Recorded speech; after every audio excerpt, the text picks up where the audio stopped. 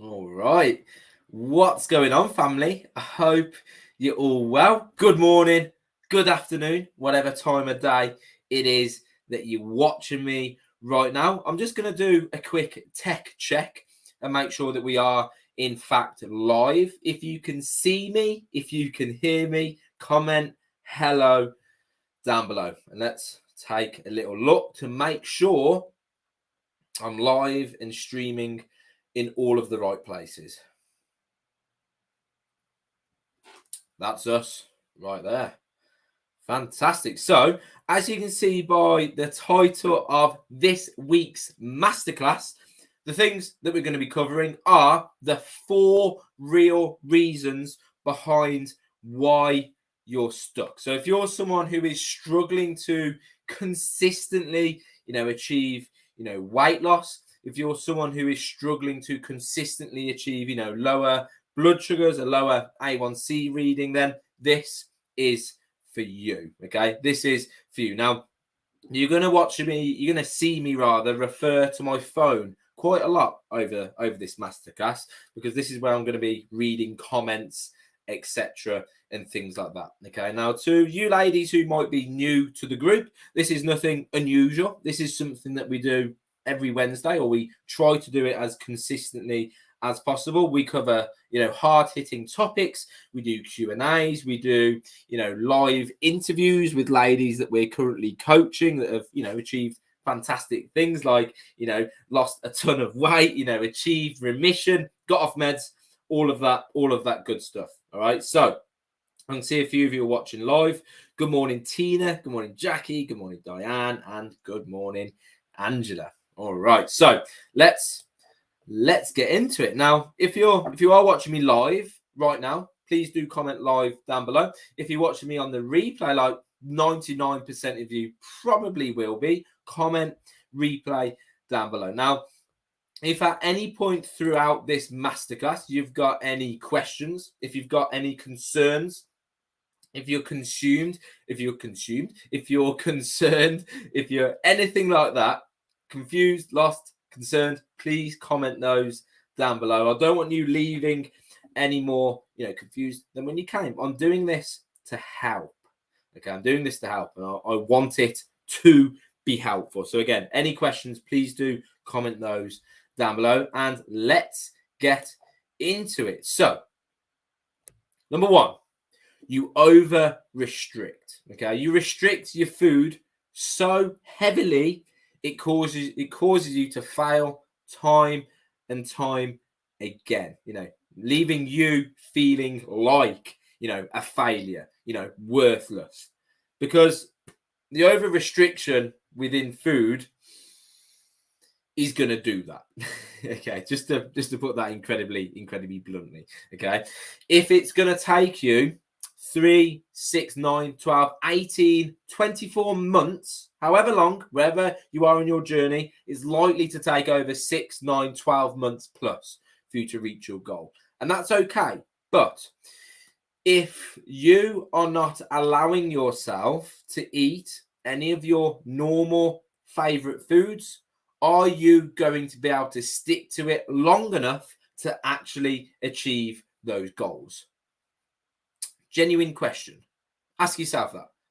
The answer should be, of course not. If you could, you would have already done it. And this isn't a matter of discipline or motivation. You're not going to do that. Okay, let's just be real. Let's be honest with each other. If any approach requires you to eliminate any of your normal favorite food, you're shooting yourself in the foot. Okay, you are most likely not going to be able to stick to it long enough to actually achieve the goal. And that's not because you're broken. There's nothing wrong with you. That just sucks. That's not sustainable. It's not enjoyable. There's no flexibility whatsoever. So if you're following keto, paleo, Weight Watchers, it doesn't matter what you're following. These diets, these conventional diets, in order to follow these diets, you must follow a set of rules. Every diet is based upon a set of rules. You can eat this, you can't eat that. What you can't eat, well, those are some of your normal favorite foods. Well, well done sticking to that. You're probably not going to be able to, right? It's going to suck. You got to eat completely different meals to the rest of the family. You feel like you're sat on this little island all by yourself whilst everyone else goes about their life. Normally, everyone else goes about their life enjoying themselves whilst you're sat marooned on this little island eating, whatever you've got in front of you, which you've already had 100 times this week. You don't really like it and you're getting incredibly bored. Are you going to stick to that for the next 6, 9, 12, 18 months? Of course you're not. Not only are you not going to stick to it, but you don't even have to be this restrictive. You don't have to be this restricted. If you was to ask any of the ladies that I coach, do you feel like you are on a diet? Anyone that has been with me for, over a month would say, absolutely not. I coach them through how they can still eat all of their normal favorite foods. It is just a normal day. Again, it takes a little bit of time for me to coach that, of course, which is why I say any time over a month. It does take some time. You can still eat pasta. You can still eat rice. You can still eat sweets. You can still eat those foods. You might be looking at me and saying, Chris, I can't. You can. You just don't know how to yet. I've been doing this a very long time. Thousands of ladies have been coached. I've never met anyone who can't because it doesn't exist. You just don't know how to manage those foods yet. And you might be saying, but these foods spike. Yes, they do. If you're not making an allowance for those foods elsewhere in your diet, there's more to it than just a single spike from a single food. Okay, it goes far more complex than that.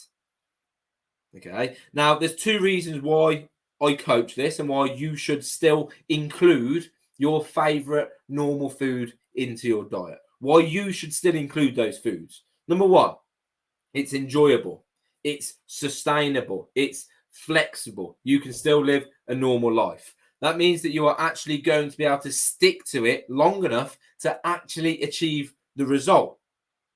Because you're not getting your life and just turning it upside down and changing everything that you eat. You don't need a new diet. You've already got one. It just needs some tweaks. That's the first reason. You can actually stick to it long enough to actually achieve the result, to actually achieve your goals of losing 30 to 100 pounds plus, lowering your A1C and achieving remission. First thing. Second thing is, if you follow a meal plan, a conventional diet, any of those things, if you are part of the minority, the 1% that achieves their goals whilst following such a restrictive approach, that's fantastic. That is a huge win. Awesome job. That's great. Now, you've reached your goal. You're not going to follow that diet forever. Why would you? You're not going to follow that meal plan forever. That would be insanity. So you throw that in the bin, metaphorically speaking. How do you eat now? Genuine question. How do you eat now? Well, you return back to what you know, and what you know got you to where you were. Okay, which is why so many rebounds happen after weight loss success. Because losing the weight loss doesn't mean that's mission accomplished. The other 50% of the mission is maintaining it. Now, if you can lose weight and lower your A1C whilst eating your normal favorite foods, then imagine how easy it is to maintain those results using the same set of skills. You're just doing the same thing. All right? You're just doing the same thing. Does that make sense, ladies? If it does, comment a 1 down below for the first thing that we're covering today. Does that make sense? Why it is so important not to completely eliminate total food groups from your diet, things that you enjoy. Because if you do, you're not going to stick to it. And if you don't stick to it, you're not going to reach the end goal, of course. You're going to remain feeling like you're stuck, which is the whole topic of today's masterclass. Okay, now, whilst I wait for some 1s to come in, I'm going to have a sip of this black coffee right here. Ooh, it's a bit hot. It's a bit hot. Let's see. Let's check up on some comments then. Jackie won, Tina won. Fantastic, ladies. Good.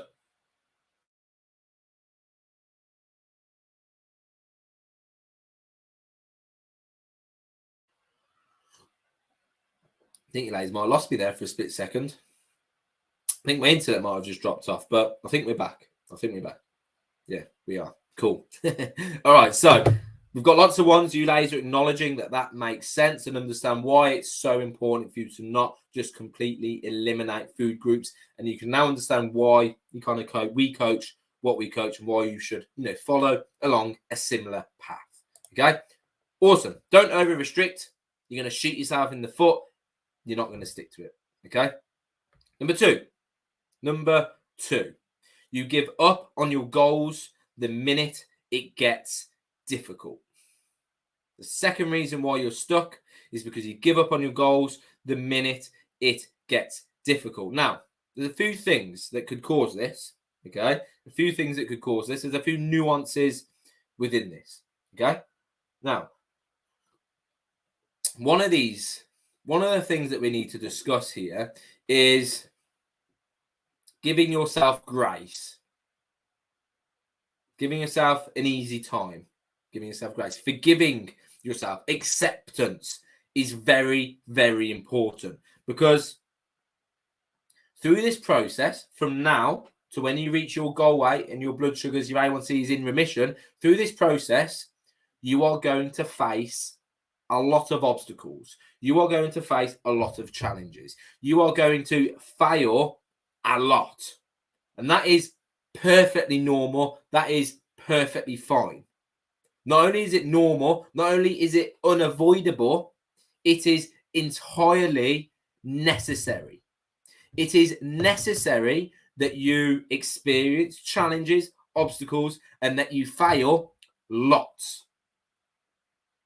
It is necessary. I can't stress that enough, because anyone who isn't at their goal weight with their A1C in remission isn't there yet, because you don't have the knowledge to get there. You don't have the tools to get there, and you are not yet the person that you need to be to get there. Tools, knowledge, and you're not the person that you need to be to get there yet. And I cannot just give those things. I cannot just give you those things. Those things have to be learned firsthand through experience. You have to try things, and you have to get a little bit burnt. You're like, okay, I failed there. That didn't work. Okay, this is why I failed. I faced this obstacle, and this is how I hurdle over this obstacle. But without those experiences, you are not going to be able to learn. You are not going to be able to gain the knowledge, the tools, and you are not going to be able to not learn, but to grow to be the person that you need to be. Those things have got to happen through first-hand experiences, through failures, obstacles, and challenges. So give yourself grace. It's not the end of the world. You've just tripped. You've just tripped. It's a little challenge. It's an obstacle, and you can overcome this obstacle, and you can overcome any other one that comes in the future. Okay? And that is why coaching is so, so important. But self-worth, needs to be addressed here too. Self-worth. The language that you use with yourself, the internal dialogue that you use with yourself. Because if you are beating yourself up, if you are struggling with a bout of negative self-worth, I can't do this. Look at you. You failed again. You're not worth this. Look, another failed attempt. What's wrong with me? If you're telling yourself these things, if you're struggling with a bout of negative self-worth, you are not going to do the things that are positive for you. You are not going to do the things that are positive for you if you're telling yourself these things. You're going to continue down the path of making poorer choices, because that reinforces the things that you are telling yourself. Because you are beating yourself up, you are going to continue to beat yourself up with poorer choices. Now, is everyone entirely at all times immune to this? No, of course not. It's a learned behavior, just like managing stress, managing, our self-worth and the internal dialogue is the same. How long do you beat yourself up for? Is it going to be a day? Is it going to be a week? Is it going to be a month? Or is it just going to be 15 minutes, 30 minutes? Obviously, there's a big difference in what's going to happen thereafter between beating yourself up for 15 minutes and beating yourself up for the rest of this week or the rest of this month. Two completely different scenarios. And you can see how either one of these scenarios, one's going to lead to you feeling completely stuck for the next month, few months, years, and one is going to allow you to continue to move forwards. So, stop giving up on yourself the moment that things get difficult. Accept the fact that this is part of the journey. It is unavoidable and it is even necessary in order for you to achieve the things that you want to achieve. Okay. Does that make sense, ladies? All right. Comment 2 if that makes complete sense. Comment a 2 down below. Okay. I won't move on till we got a few 2s, although I'll assume that some people are confused and lost. And this is, again, one of the big reasons why this is what we're talking about, the 4 real reasons behind why people get stuck. Because people beat themselves up for far too long. People seek perfection which doesn't exist. Learn to give yourself grace, learn to forgive yourself, and to have some level of acceptance around the obstacles and challenges that you face. All right. Cool. Cindy, Angela, Tina, fantastic. Awesome, ladies. Next, we've got number 3. You constantly put others before you. Now, this is not something that you and I can just solve here and now. This is a belief that you are going to have to work on over time. Okay, this is a belief that you're going to have to work on over time. Many of you ladies watching this right now, you've got families, you're a mother, you're a grandparent even. You might even be a great-grandparent. In the past, you have been used to putting other people before yourself.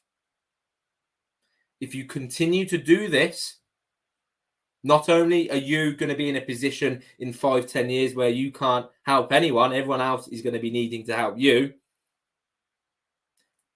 and everyone else is going to be far worse off. Being incredibly honest, okay? Putting others before you is actually selfish, okay? Because what's better for yourself and everyone else around you? The future you in 10 years, where you're at your goal weight, you're happy, you're full of energy, you're confident, your type 2 diabetes is in remission, you're off meds, avoiding all those health complications. What's better, that future or the future of you, which is unhappy, no energy, battling health complications? Which version is better for you and everyone else around you? Really simple answer, right? And this doesn't mean putting you before others, doesn't mean that you have to shut everyone out and be selfish and forget about everyone else. No, it just means you need to include you. Because if you don't start including you, you're going to be in a position in 5-10 years that you don't like. And I don't want that. Okay, so start putting yourself up there with everyone else. Start including yourself with everyone else rather than putting everyone ahead of you and you right at the back. Because you can only do that for too long, for so long. And this is difficult because I know you're selfless. You're used to taking care of other people. But at some point, you need to make yourself a priority. Exactly. That comment couldn't have come with a better timing there. Yeah, you need to make yourself a priority. It's not selfish. In fact, putting yourself last behind everyone else is selfish. Okay, that can take a bit of time to get your head around. I don't want you in the position in 5, 10, 15 years where you're unable to help everyone. And instead, everyone else is waiting on you. Everyone else is helping you because of where you've ended up. Do not want that. Listen, I see that. There's almost 5,000 ladies inside the group. How many of those 5,000 ladies are already in that position? A lot. And I see it every day. I don't want any more of you to find yourself there. So start including yourself. All right? Good. Because if you don't, you're going to continue to feel stuck. You're going to continue to spin your wheels because you're not getting the attention that you need in order to actually see the result. This is a big reason why so many ladies struggle with losing weight and lowering their A1C. A big reason. That's why I've included it today. Does that make sense? Comment a 3 if it does make complete and utter sense and you are willing to adopt this new belief and, you know, leave behind the broken belief that taking care of you is selfish. It's not. Yeah? It takes time. I know that. Cindy, I'm learning to do that. Tina, yeah, making yourself a priority. Awesome, ladies. All right. So we've got one more and then we've got kind of like a bonus one at the end. Okay. This one is you set unrealistic, vague goals with harsh deadlines. Okay. Now, you guys have heard me talk about this, but I couldn't leave it out. Because it's something which I see all the time. And it's a big reason why so many ladies are stuck. Now, let's start with deadlines. Goals which have got a deadline in place. Now, these are incredibly high risk goals. They are high risk goals because you've got a deadline in place. It could be a wedding. It could be anything. It could be just a date that you've manufactured out of nowhere. Okay, it could just be a date. But every hiccup, every obstacle, every failure is going to be catastrophic. It's going to be world ending because, look, I'm falling behind. I'm not going to reach the deadline. I'm failing. Can you see how this is going to obviously revolve back to what we just mentioned earlier? Do not set hard deadlines. Never works. It takes your goal from a want, because I want a better future. I want a higher standard of living. I want to be happy, to I need. And I need, again, creates a very high risk goal. Anytime that you trip, like I said, any hiccup is going to be world ending. It's going to be catastrophic and it's going to massively take you off track. Okay, so no more setting deadlines. All right.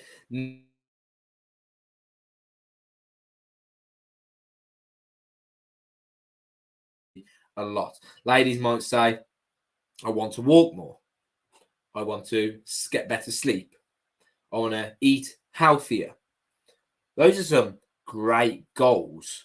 But there's a few problems with these. First of all, the first problem is people set unrealistic goals. So they might say, I haven't been to the gym this year. Next week, I'm going to start going 5 days a week. Probably not going to go 5 days a week. You might do that for a few weeks, but you're probably not going to do that for the next 12 months. Because right now you are feeling motivated and no one is motivated all day, every day. And if you set goals based upon this highly motivated you, what happens when you are not motivated? You're not going to go. Goals that rely on motivation do not last because no one is motivated all day, every day. You need to set easy goals to start with. Easy. If you haven't gone to the gym for 12 months, set a goal of going once a week, twice a week, even. For example, yeah, if you want to walk more and you've been getting 4,000 steps, don't set a goal of 10,000 steps. You're not gonna do it. You might do it for a few days whilst you're feeling motivated, but when you're not going to hit it. So first of all, don't rely on motivation to get started and to keep going. Set a goal of 5,000 steps. An extra 1,000 steps is an 8-minute walk. You don't need to be motivated to get up on your lunch break to an 8-minute walk, as long as you make it so easy, it is unfailable. Are you going to be 100% consistent with that? No, that doesn't exist. Just like we were talking about with perfection. You're never going to be 100% consistent. But 8 minutes walking is considerably better than 0 minutes walking. So the first thing to consider in regards to goals is to make it so easy it is unfailable. Achieve it, tick the box for a week, 2 weeks, somewhat consistently. Once you've been doing it for 2-3 weeks, however long, build on it a tiny little bit, another 500 steps. Now we're not building action or goals based on motivation, we're building habits and goals based on, we're basing goals based on habit over time, slowly. Does that make sense? We're not building goals based on motivation, but we're building goals based on habit. Before you know it, 4 months from now, 5 months from now, you are walking 10,000 steps. And that's fantastic. By the way, I'm not saying that everyone should hit 10,000 steps. This is just an example. But whenever you set any goals, make sure it is easy and achievable. So easy, it is unfailable. It's the first thing. Stop setting unrealistic goals. Second of all, stop setting vague goals. I want to walk more. Fantastic. How and when? What time? When is this going to happen? Because a goal without a plan is just a wish. So what is the plan behind the goal? How are you actually going to achieve that? What is the action point behind the goal? When are you going to walk for 8 minutes, for instance? Is it before work, lunch break, straight after work, straight after dinner? Just an example. When are you going to go to the gym this week? Is it on a Tuesday at 8 a.m.? Is it on a Tuesday at 6 p.m. and a Thursday on 6 p.m.? When is it going to happen? Plan it. Put it into your calendar, into your diary, whatever, and treat it as if it is an appointment. But if you don't plan it, then you are relying on finding the right time, or you are relying on remembering.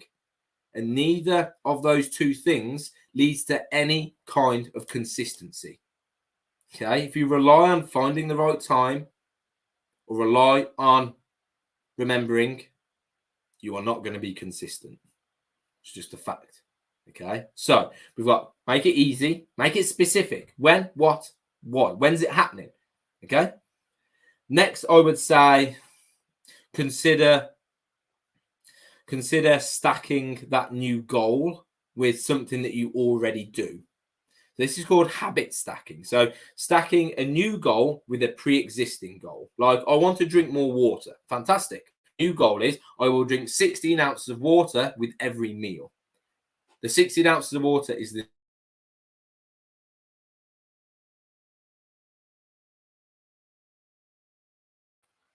I don't think we've ever had this many problems with the internet before. Apologies, ladies.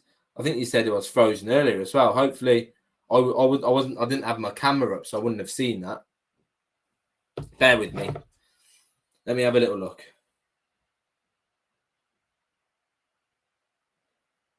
Sorry, ladies. I didn't realise we were frozen. Like I said, I've never had this problem with the masterclasses before.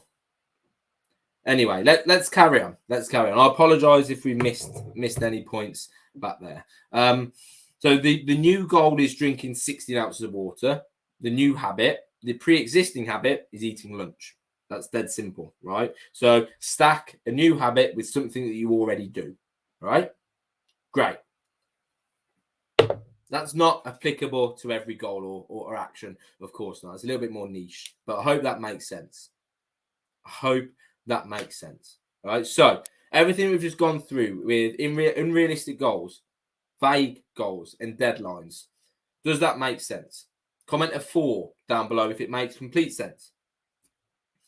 And why this contributes to ladies feeling and getting in a position where they're stuck. Because they're setting unrealistic goals that they can't achieve. They're setting goals which aren't specific or actionable. There's no plan. And because they're creating deadlines that creates a high risk goal. Okay, a high risk goal. All right, awesome. Well done, ladies. Nice.